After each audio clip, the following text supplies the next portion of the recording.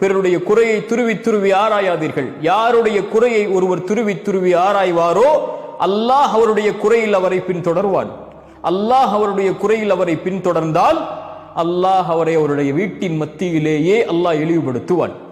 உங்களுடைய பாவத்தை அல்லாஹ் மக்களுக்கு முன்னால் வெளிப்படுத்தி உங்களுடைய கண்ணியத்தை அல்லாஹ் நீக்குகிறான் என்றால் நீங்கள் செய்த பாவத்தில் மேன்மையான பாவத்திற்குரிய தண்டனை அது.